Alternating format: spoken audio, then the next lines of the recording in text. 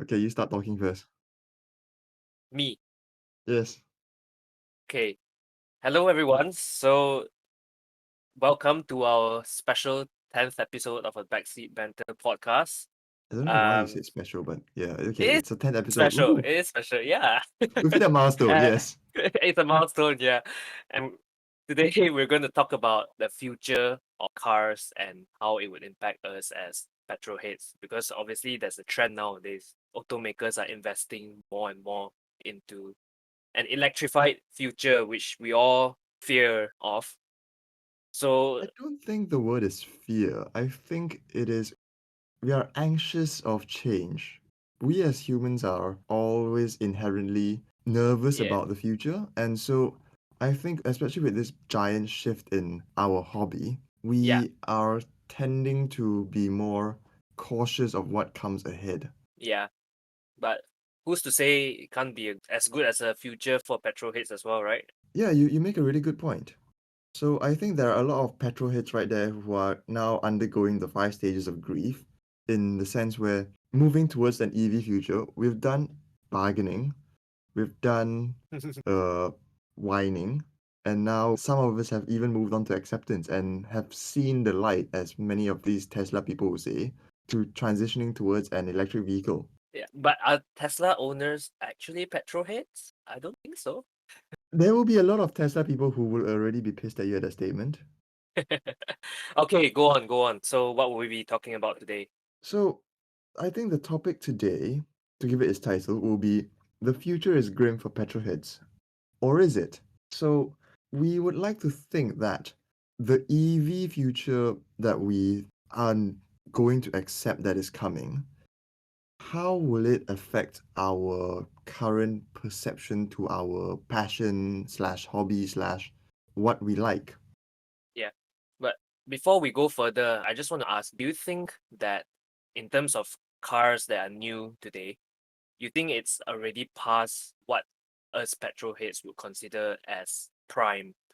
In some sense, we've gone past the good old days already.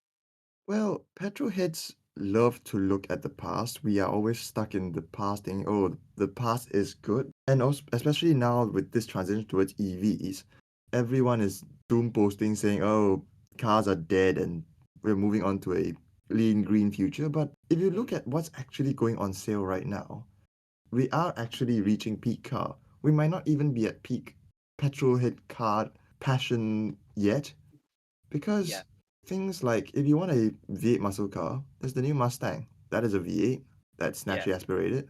yeah. If you want a V12 hypercar, we have Mm. Pagani doing the Utopia, and we have Lambo still coming out with special editions. There are still front engine V12 Ferraris on sale. Yeah. And so, peak petrol head is here, or is soon, even soon to come. There is still life in the petrol engine for now. Yeah, I mean, in terms of petrol engine, no doubt, I think that as we understand more and develop more on the petrol engine, certainly it gets better. But I feel like there are other aspects of a car that have moved on. Well, of what we desire have certainly moved on. So, for example, with regulations like safety and noise and all these things, right? Cars nowadays are getting bigger and safer. Exhausts are being limited by noise pollution and emissions, of course, among other things. And Yes. I would argue that we have already passed the golden age, as we petrol heads would call it, because I think that how the term petrol head even came about at the start is because of how Petrol. you can connect, yeah, petrol, Yeah. and how you connect with the car. And I would say nowadays, as we have discussed in our last episode on why supercars don't excite us anymore, I think there's this disconnect between us, the petrol heads, and the car itself. I think I see a point where, especially with cars getting fatter, with cars getting heavier, with cars getting more green, we have lost a bit of what petrolheads in general like to think of as the raw expression of a car. Right, so yes, yes, yes. But I think that we might have our rose tinted glasses on a bit too soon, because if you look back at, let's say, the 50s and 60s, where car design was at its peak, I guess, because there was really no rules back then as to how cars can be styled. You have Yeah, some yeah. cars these days won't have fins. You just Mm, can't make it happen. mm. But even with all these safety aspects in place, these safety regulations in place, we still have some really good looking cars. Yeah, although slightly bulbous and fat, but I agree. Yeah, they could still come out with pretty good looking cars nowadays. So I guess it's just different, not so much as it being inferior to older Yeah, cars. Mm, and I think that if we are bringing the same positive vibes into our electrified future, mm, we might also think that the future of cars is still kind of good. It might still be actually very good, but it's mm, just, I guess, a different type of fun. mm. Okay. So what do you think the future of cars would be like, especially with I think European countries like UK, they're going to ban the sale of petrol and diesel cars by 2030 and Mm-hmm. hybrid cars by 2035. So Mm-hmm. say in 2040, okay, about 50, oh my God, 2040 is in 17 years. Oh my. Yep. And probably So that's probably the only time when we, both of us, can can afford actually nicer afford cars. something. Eh, Yeah. yes, yes. Okay. Okay, let's just put it the year then 2040. What kind of cars would we see out there? And do you think that can you be certain that the EV is here to stay and is the right transition towards for a greener future? What are your thoughts on this? For my limited knowledge right now, I would say that the car that I would get in 2040 will be electric. Okay. Okay. It is just dependent on whether it will be powered by batteries or things like hydrogen. Because hydrogen is also considered electric? Right. Yes, it is. It is. Yes, it's Yes, it running. is. So the car that I would have in 2040 will have an electric motor. Yes. So no more combustion and no more CO2, right? It's no more tailpipe CO2. Yeah. But I Mm, think while there is actually quite a good topic of discussion in terms of batteries, hydrogen, and whatever that fuels the electric motor, mm. I think the more interesting discussion point that I would like to have here is how the electric motor experience will be different from what we are used to right now in terms of Yeah. having an internal combustion engine and how that will impact our enjoyment of the car. Well, for starters, obviously with a EV motor, you get instant torque. There's no doubt about Yes. that. At any speed, you get instant torque. And I think, do you think that's something desirable? I would think that there's two ways to argue on whether or not it's a desirable Okay. trait. So what's good is obviously you have power at any speed, and obviously there's more thrill in having the car instantly react to your inputs. So that's the good part of it. But the downside, I can, well, this is a bit far fetched, but I would say the downside could be that you lose a certain amount of character, especially when you don't have to work the car as hard as you would normally work a naturally aspirated engine where you really have to put in the work, step it down and rev it through whatever range that the peak power comes in. And I think there's a certain element of joy in doing that. Yeah, and going from the feedback that we've got from our manual episode that we uploaded, our first Mm, episode, yes, you've hit the nail on the head where I think with an EV, with an electric motor, you're going to lose that sense of connection with the car. mm, yeah. And if you're looking at it in a more macro scale, the removal of the engine component will make all cars feel very similar. Right, because you lose that because it's just an electric motor with different Yeah, power. That's the only thing that separates these electric cars, right? Whereas an engine that's you like a can't different have, yeah, go on. whereas for like an ICE engine, you have different methods of delivering that power. Although they are all using combustion technology, you can be mounted in a different way, have different um cylinders, Characteristics. displacement and whatnot. Yeah. Yeah, just think of having a lazy, lumbering V8 in a Ford Mm. Crown Vic versus a Yeah. high revving VTEC Honda. Yeah, yeah, yeah. Different characteristics which then you could tailor it towards your driving style or to what you like. So there's more character in owning a petrol car as compared to the EV because they're all the same. Is that the point you're trying to make? Yes, I think so. So I Mm, think looking at the future, we are not going to get that distinguishing factor between different cars. So mm. that kind of really, it is better for the consumer where it's going to feel more like an appliance. How about that? That's so sad though. Although I would say the general population see a car as just an An appliance, appliance. yeah. Yes, but yeah, oh, that sounds so sad to hear from a petrolhead. Appliance. Wow. Because if you think of an electric motor, it's really going to be like a blender. You're going to be driving Yeah, around yeah. in a I was just motorized thinking a blender. blender. Yeah, Yeah. it's just a different power rated blenders. You can blend well more things, harder You stuff blend more with of the like higher scenery ranges. past you. How about that? Oh yeah, And I can see that people are trying to make it more fun by having things like different noises and different you have a manual in your electric motor, but it's just pointless. manual in your electric motor. Yeah, How, that means you just have fake gear ratios.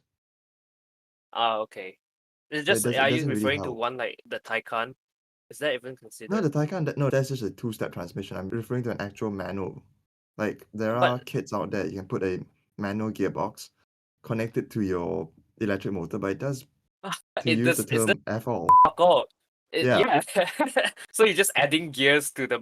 It's like you're making something worse. I won't say Okay. worse. You're adding a redundant component. A redundant. Yeah, yeah. Just so you can. Oh, that is truly sad. That is very sad. Yeah, so the idea of having a combustion engine, I think, is going to be in the past, and we will be led into this more homogeneous future.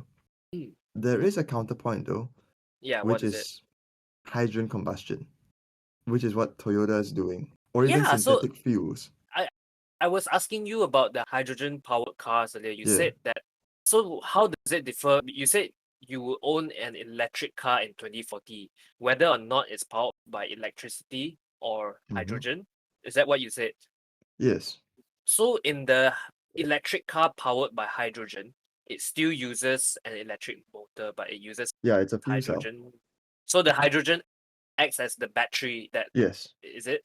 Yes. So this Toyota, I'm assuming you're referring to like Toyota Mirai, is it? Yes. The I'm referring to the is that Toyota considered? Mirai fuel cell car. Yes. So Toyota Mirai is still an electric car, right? Yes. So this other hydrogen powered car, what is this? I've never heard of it before. So what Toyota is doing right now, which I'm kind of very interested in because my degree, I somehow converted it to being a person who does a lot of hydrogen stuff. In Okay, any case, okay. what Toyota is doing is same hydrogen tank, Mm, but using the hydrogen to run an engine, the three-cylinder GI Yaris engine. mm, So instead of using petrol to combust, they're mm. combusting hydrogen. So it's I'm getting like NGV similar Yes, to NGV, but yes, using very. hydrogen instead. So Yes, I just want to clarify, does NGV emit CO2? It does, right? yes, it does, but at a So lower rate, from what I okay. know. So the difference then is hydrogen it doesn't emit. Does it still emit It carbon does. dioxide? It It does. does. Okay.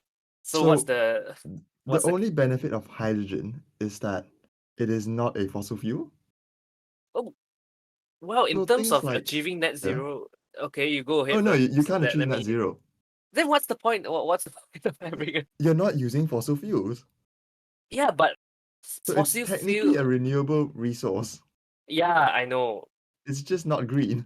Okay. I think we're way past the days of trying to conserve non-renewable fossil fuels like petrol because nowadays they're discovering more and more oil reserves. So I don't think that's the concern, although that used to be a concern like I would say 15, 20 years ago where they say we might run out of fuel by 2050. But so that doesn't actually help you achieve net zero and in No, my opinion, I don't think the government's gonna push for that. no. So you But you okay, can think it's still of an option. it's still an option for because at least for what I'm thinking, if they don't sell fuel, if petrol cars drop off, then there is no reason, based on supply and demand, for there to be that many petrol stations around. Yes. But Whereas hydrogen, if cars are powered by hydrogen fuel cells, then there will be a demand for a hydrogen supply. so you're saying the hydrogen fuel cell car and the Mm-hmm. hydrogen powered ICE engine uses the same fuel. Yeah, it's hydrogen. Okay. You're still filling up the same tank. It's just what that tank is used to run, whether Mm, it's an electric motor through a fuel cell or mm. straight into an engine and burn it. I wonder how different the engine would perform with a hydrogen fuel rather than traditional gasoline, though. It's not all that different because you've got to change some injectors, of course, because it's technically a high pressure gas now. Yeah, But yeah. they're still using the base engine block of the three-cylinder GR Yaris. Yes. And Toyota's building this Yamaha V8 hydrogen thing, Mm, mm. and there is really not much difference in terms of running a car off hydrogen and running a car off petrol. So you still have, as a petrol head, you can still have all the fun you would have. Yeah, you can still run your high revving VTEC Honda engine Mm, with mm, some mm, modification, but mm, you can still keep that dream alive. mm. And But similarly goes to synthetic fuels. You can still use that, but I think these will be in a very small minority in the future. so yeah, you mentioned that with most of cars in the future being electrified, there will be less petrol stations and less like fuel around, and I would think that it will become more expensive also because of the lesser demand. Possibly. But I'm optimistic of an alternate future where we ditch the EV completely and just go 100% sustainable fuels. Oh no, but you still emit carbon dioxide. Hmm. Yeah, you've hit the nail on the head there again, where the benefit of EV is that there's no emissions at the tailpipe. That's one thing. And Hmm. you've got to admit, from an engineering sense, the electric motor is far superior than an Yes. internal combustion engine. Yeah. In terms of just efficiency, in terms of, yeah, just Yeah. efficiency, basically. Yeah. It Because is very efficient. you think of it, I mean, us as engineers, we can probably visualize this more clearly. But you think of an internal combustion engine, the principles behind how it drives power is a bit dinosaur, don't you think so? Yeah, It's you're controlling explosions. yeah, explosions in an engine and pistons moving. Yeah, I how much more efficient is an electric motor at producing power? Do you have a rough figure? Well, I would guess it was around 90 to 100%. Because More than okay. Because for an internal combustion engine, the maximum thermal efficiency of an internal combustion engine is around 40%. Mm, So anything above that is already more efficient. And mm, that is the realm of electric motors. mm. Well, speaking of efficiency, so like we talk about reliability, electric motors are known to be so much more reliable than Yeah, traditional ICE one moving part. engines. Yeah, literally just one moving part. So I guess like from a petrol head's perspective, right? If you were to buy a lemon EV car sometime in the future, you wouldn't be as worried and anxious on it breaking down and costing you tons of money to fix. Do you think that's valid? Okay, you're reaching a very interesting section of discussion here in terms of used electric cars. Mm, The motor might be fine, mm, but mm. what I'm concerned is what is powering that motor? What is powering the The battery or the hydrogen tank. ah well right. So less maintenance from the motor, but then potentially more to worry about the engine. I mean, sorry, No, you not mean the engine, the battery, the power source, yeah. power source. So would you say it balances out? No, I would actually say that dealing with the battery could potentially be more dangerous. Dangerous in what way? Like it will blow up. Okay, I won't say dangerous. How about less modifying friendly? Okay. Because you can always swap out the motor, which is easy, but Mm, it's always when you come with dealing with the battery, if you're dealing with it in a DIY sense, mm, I'm not touching 200 volts, okay. or I'm not touching So a 700 kPa hydrogen tank. so you're saying modding petrol cars are certainly more straightforward than trying to mod these electrified cars, which we actually Uh, know very little about. I think that's the key that we still don't know a lot about both the battery technology and hydrogen technology that we can't say how it would fare in a aftermarket sense. Whereas Yeah. we are more familiar with how to mod a petrol engine, and Mm, although there is still a fuel tank behind, we normally don't touch that either. mm, mm. Well, because you don't need to, it's just a fuel tank. Yeah. I would think that this is coming from little knowledge on electric cars in general, so I might be just talking farts here, but I would think that it would still be complicated because even nowadays cars are getting more and more complicated, and would you say it's getting more and more difficult to mod these cars? So a new Mustang today is more difficult to mod than a Mustang 40 years ago. Yeah, because you have more electronics. Yeah, electronics, which is getting more and more complicated, and less people would be able, well, nobody would be able to touch these things, right? Without the proper software and knowledge. Yeah. You would think that only the manufacturer, the automaker, the ones that created it would know how to deal with it, I would say. Okay. I would say that you have a good point there, but if you have the knowledge, if you have the coding prowess, if you have access to the software, it might even be easier to mod. It is just Mm. that the modifying scene has moved from bolting new parts into your engine Through coding. to yes. Mm, And I don't know about you, but I don't code very well. So that's mm. why I think I'm being left behind in this sense. Well, we are all mechanical majors, so maybe that's why we're complaining the most. Yeah, we're moaning because we can't do what we want. So, okay, we touched on power, how the power response is. We touched on reliability. What else are there that is different with the typical EV car that would upset us, you think? I think that the typical EV car, hmm, Okay, range. How about range? range, ah, So in order to do the road trips that we would want to do, how would a different way of fueling up your car affect how we enjoy our road trips in okay. 2040? In terms of our hypothetical road trips, right now, Mm, doing an mm, EV is what you call mad because the charging network is just not good enough, even in Europe, like where we are now. yeah, We still see multiple reports of people queuing for hours at yeah, EV stations, and we yeah, still see that the charging network is still not good enough that you can actually make a road trip in the sense you would do in a conventional petrol-powered car. yeah. And So I think that even in the future, there will still be limitations to where your charging network can go. So there might be certain locations where you cannot feasibly reach with an EV. Like if you want to and go to Antarctica, mm, you want to drive in Antarctica, let's say like, if you have like some mad Top Gear challenge, yeah, it's easier for someone to drop fuel than to drop electricity. like just put it on a helicopter and just drop it down, Yeah. right? Whereas when you're talking about batteries, they sometimes can be like way too heavy and will make it not feasible anymore to do trips like that. Yes.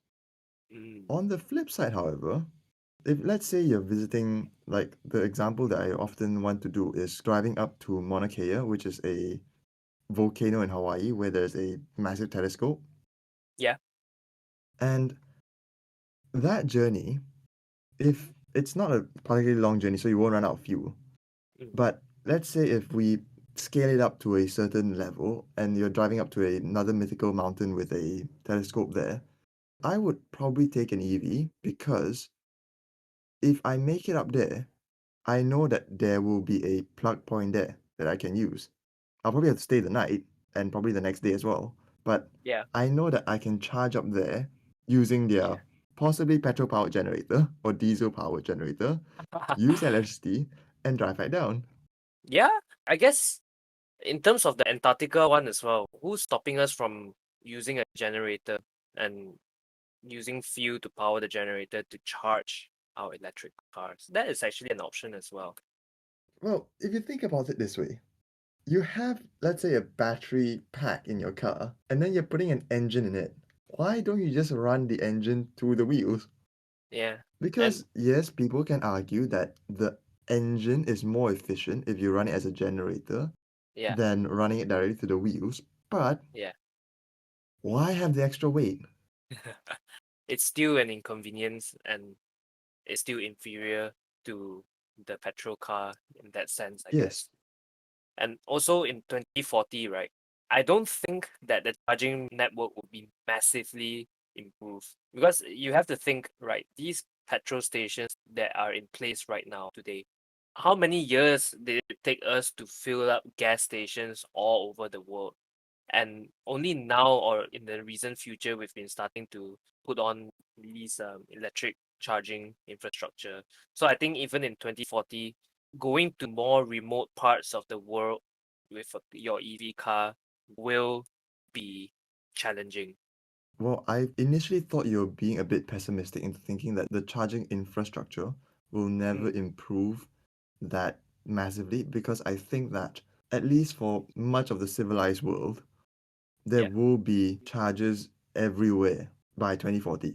And even in parts of the not so civilized world, like Malaysia, you will still see charging points at most of the places where most normal people would go to.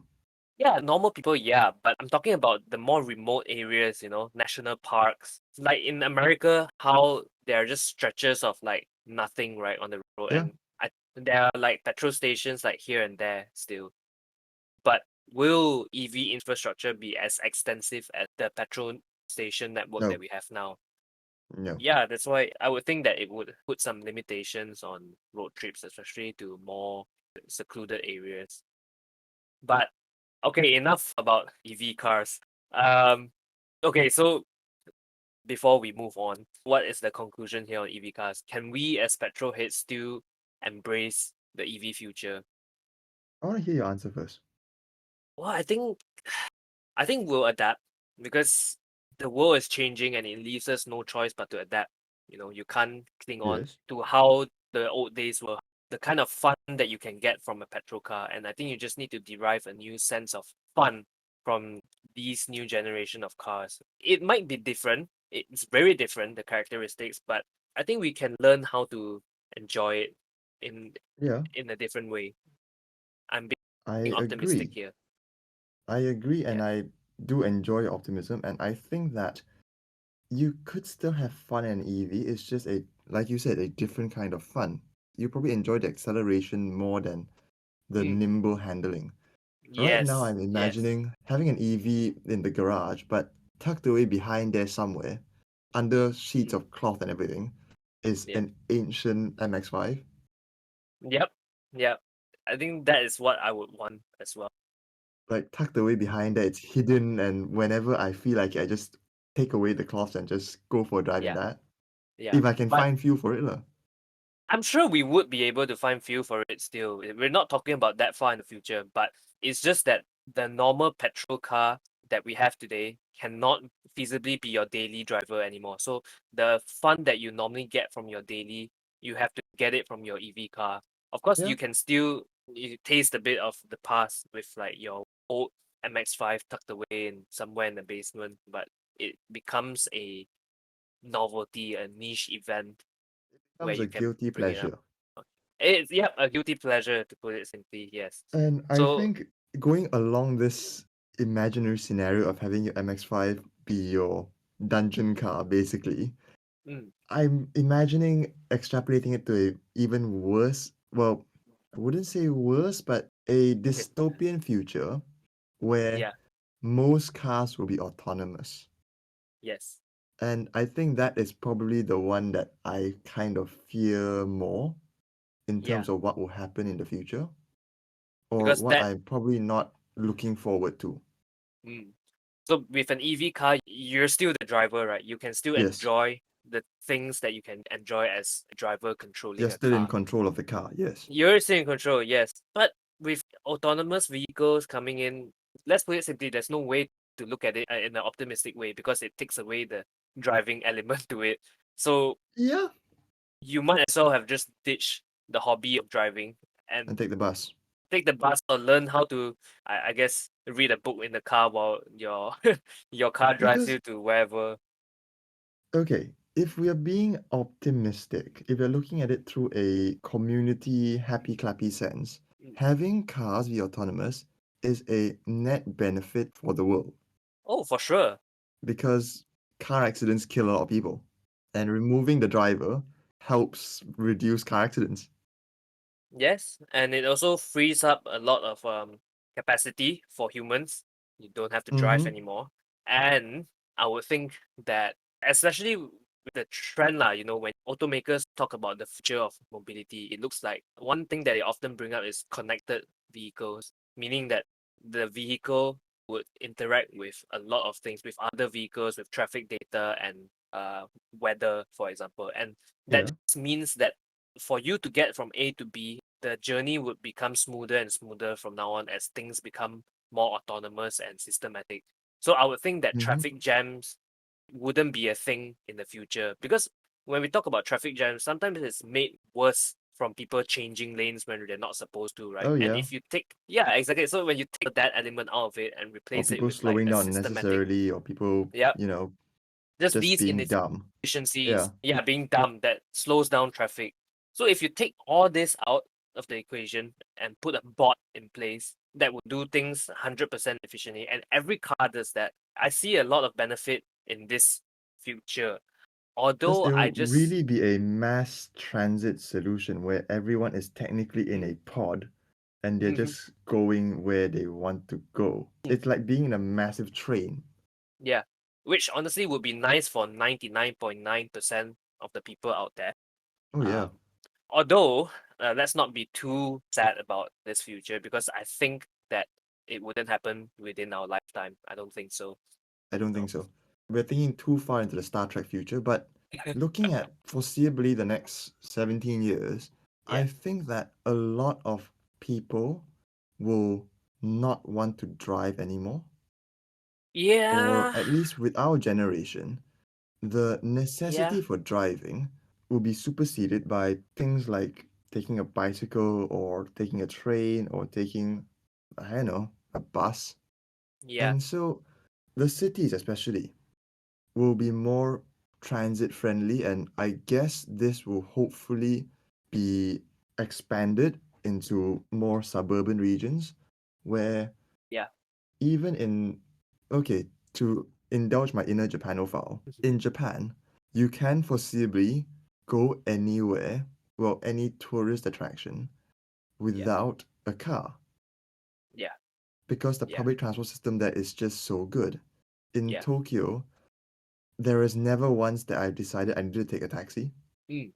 Yeah. whereas in KL, Grab is the answer everywhere. You kind of have to. Yeah. Well, yeah, I So, think nowadays, especially people are going anti-car, right? Cars used to yeah, be like a necessity in the past, something every family needs to needs. own. Yeah. But nowadays, well, of course, let's reserve it to just the more developed world where Okay. public transport and connectivity is actually good.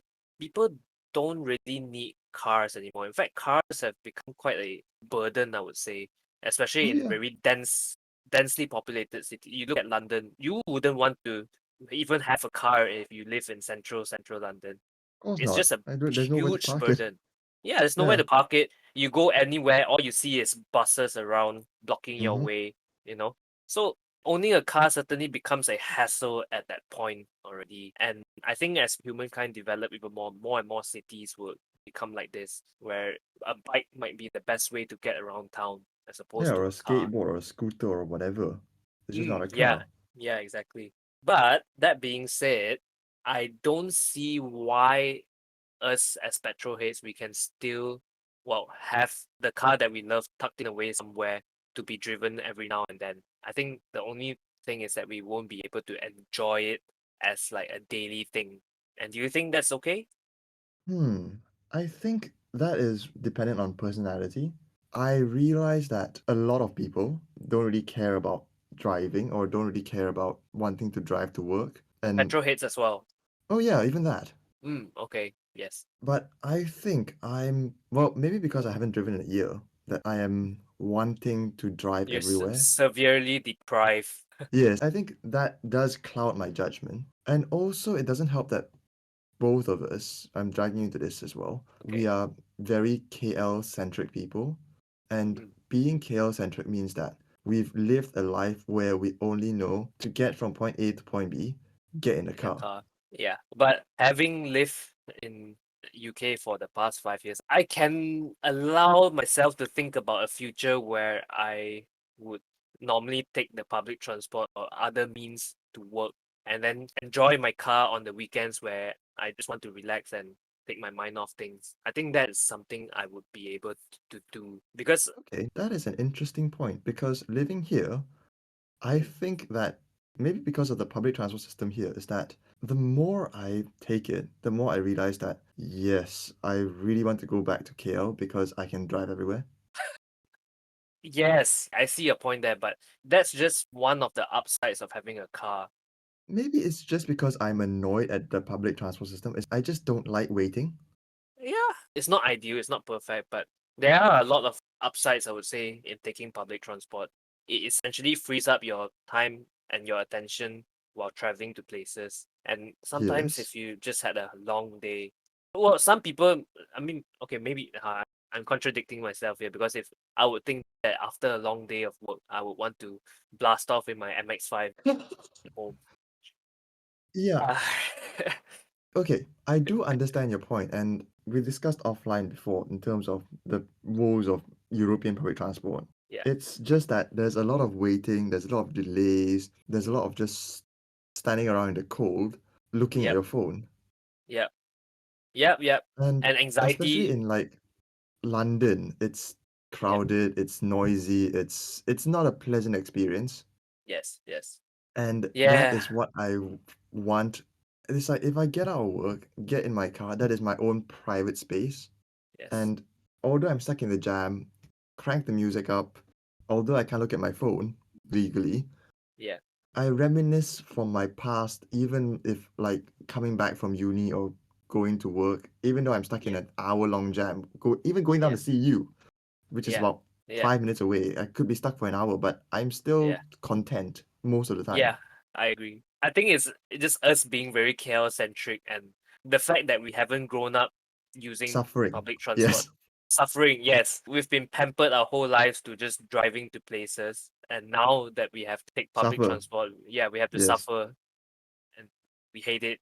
Yeah, I guess that's just a form of upbringing, I guess. Yeah, I totally agree that we are pampered and selfish, but this shapes our view of public transport, and this is why probably we are afraid of Mm, cars being autonomous because it takes away our control over the car. And if we do extrapolate to a dystopian future, mm. there will likely be laws regulating where we can drive and what we can drive. Yes.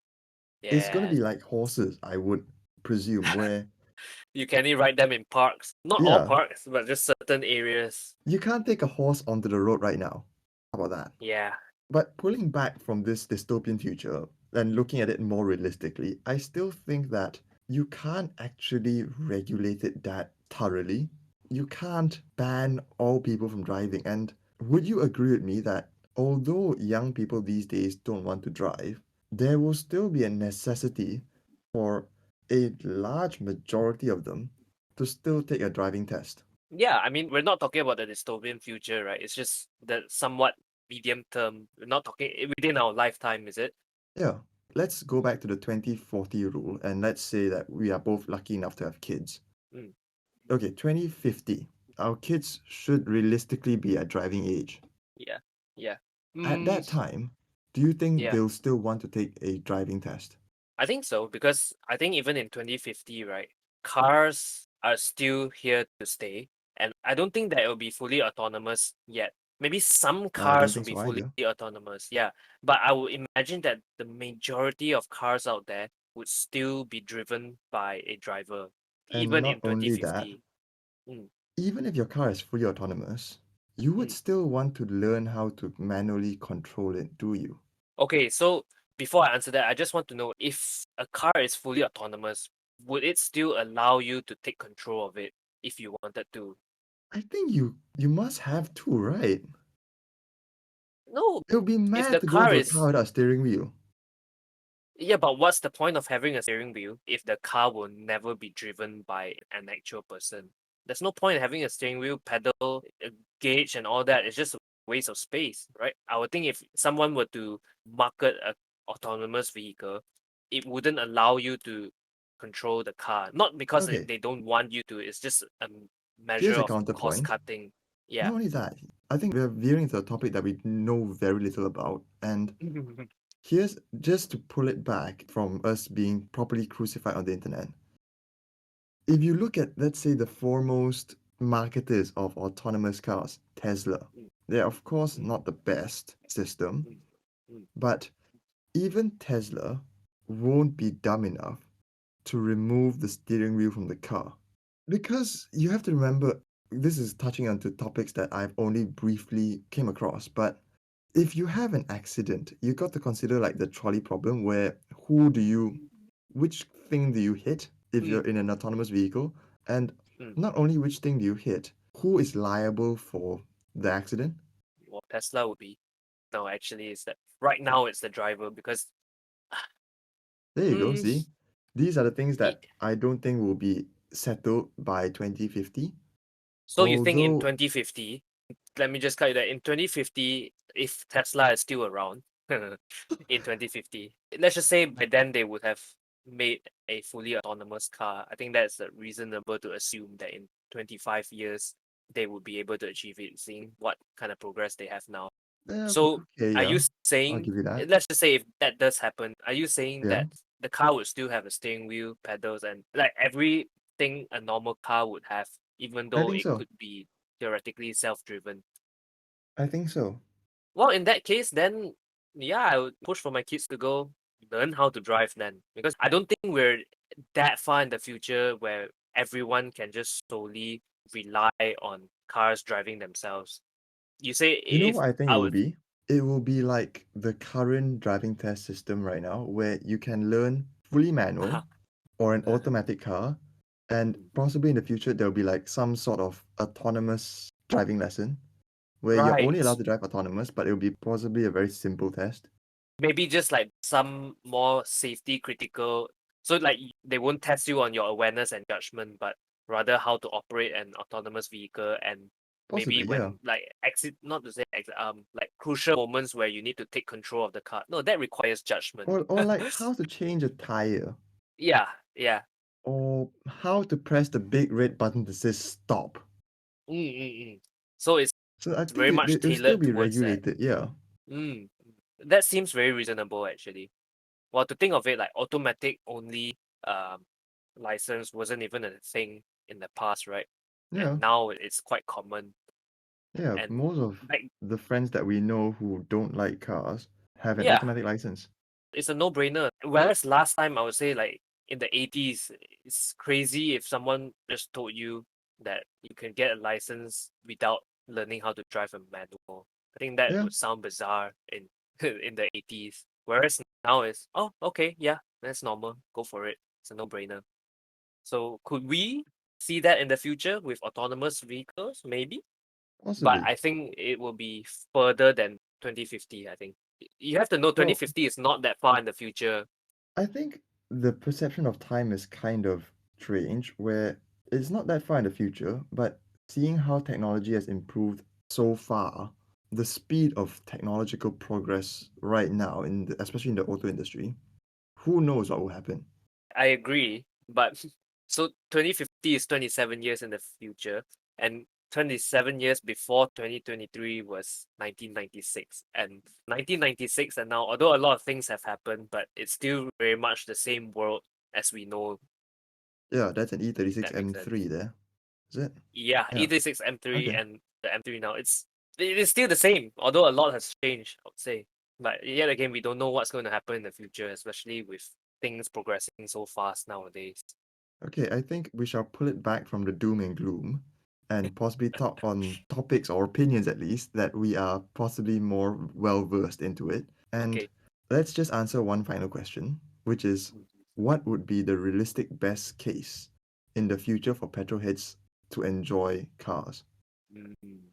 So You want we've to go touched on first? EVs. Yeah, okay. Yeah. We've touched on EVs. We've seen that realistically our future cars will be electric, Yes. and I think we can still enjoy that. Yeah. And like going back to the basement as well, Mm. the MX-5 will possibly offer a more distilled experience. And Yes.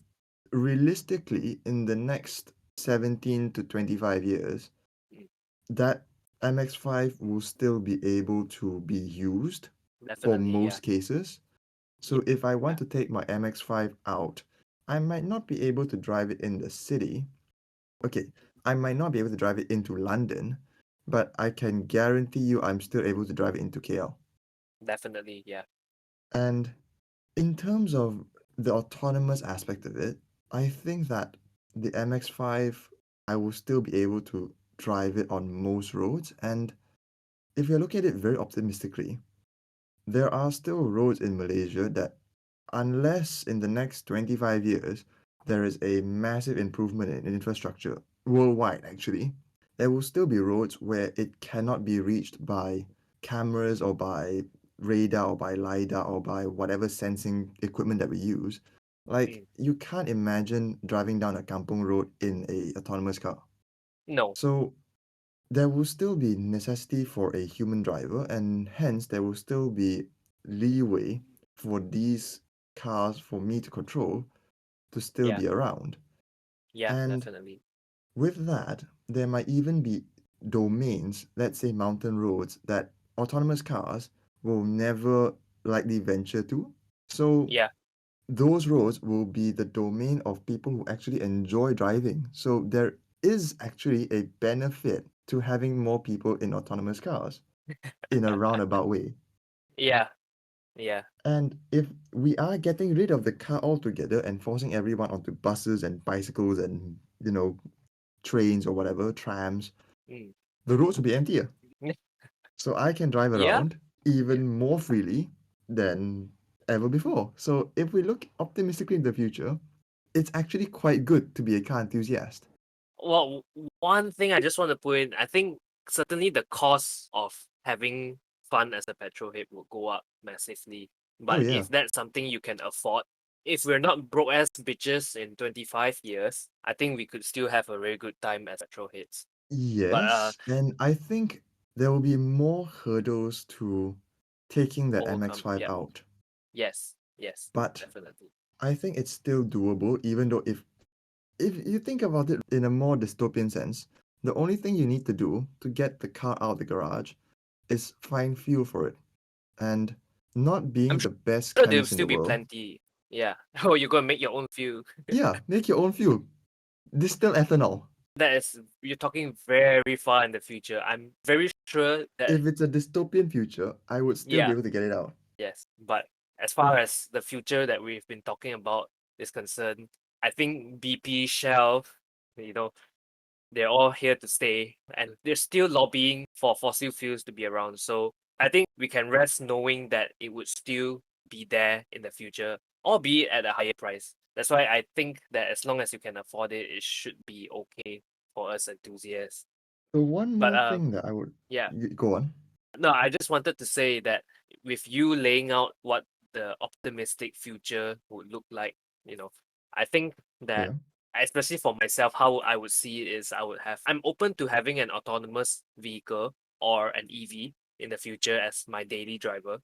I'm open to that, but I would still want to have, a car that I really love to drive, and the car that resembles what a car is fun in the good old days. Stuck in somewhere in my garage, and I'll be able to take it out anytime I want, if when I feel like it.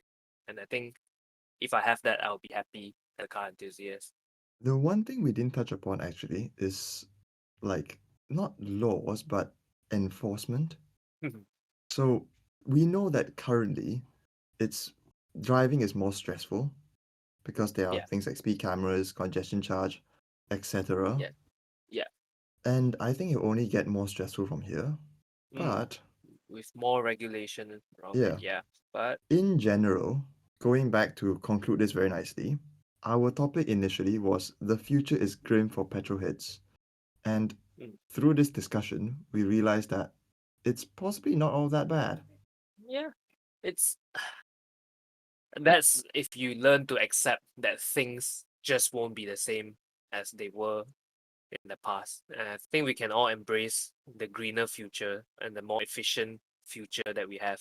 Things won't be the same as the past, but I think we can live a life in the future where we can still experience the joys of the past, Mm, especially there will be some restrictions, but mm, I think that especially in the immediate future, yeah, you can still live the good old days yeah. for at least a brief moment. Yeah, I would say the key thing is that you can't live the good old days every day, and it will No, only be brief moments where you can enjoy that. And to me, I think that makes it more special. The fact that it has to be a special occasion for you to bring your car out, for example. So I think yeah, that makes it all the more meaningful. And yeah, I think this not too bad. Not too bad. You can, I can imagine right now all the cinematic scenes, like when you have to roll up the garage and then you take off all the cloths from your car, and then that's the moment where you drive your MX-5 out. It's like every time you yeah. start that, your vision goes to 16:9, and it looks like a film trailer. Just to throw in one more thing, right? It's just like I don't know if horse enthusiasts exist, but I'm sure horse riding enthusiasts Yes. would feel the same way, right? Like back then they could ride horses everywhere. But now they're only limited to parks and they have to put their horse in a stable somewhere far from their home. I guess it follows a Possibly. similar analogy, if that makes No, sense. but if you think of it this way, horses were banned only about, well, quite late into the car era. Oh, So really? So I you're saying at presume one so. point, at one point you could have horses and cars on the same road? Yeah, there will be Yes. horseless carriages and there will be Oh, horses on right. the road. Like you see, like London in the 1850s, I think, or something like that. There will be those two together. 1850s. That was so long ago. Yeah, Yeah, but but you see, we're still not getting rid of the car in its entirety. If we're going down the autonomous path, it's still a car. So the yes, infrastructure that's being used is still the same. yes, So yes, yes. if we're being realistic, and if there is no major leap forward from the horse to the car, and the MX-5 that we've tucked in the garage is still a car, Mm, then we could still use the same infrastructure that is yes. available. Yep. You Well, would up possibly until be a hazard, yeah. yeah. But I think in the near future it's still be okay. I don't think it'll be a hazard yet. Oh But yeah. when we talk about the dystopian future, then definitely for you to be on the road like that would become a hazard already. But I'm just thankful that I don't have to be alive to see this future. I was gonna say that, yeah. By the time they pry the keys off my MX-5 from my cold dead hands, I'll be both cold and dead. Yes, exactly. Yeah. Yeah, So fellow car enthusiasts, here's I had to our buy an MX-5. conclusion. And yeah, buy a Max 5 and don't worry about things going grim in the future. It'll still be We fun. always end these conversations with me going onto Auto Trader. This is not healthy. Oh well, okay, And you're if we gonna do, stuck me in. yeah, let's hope. Well, who knows? Possibly in episode 100, we might have an MX-5. Yeah, yeah. Hopefully sooner rather than later. But Yep. stay tuned. Stay tuned. Let's see how much more we can get out of this. We've done 10, and let's see how. Let's see. Stay Okay, tuned. stay tuned. Okay. Thanks for listening, everyone. Thanks for See you next listening. time. Catch you.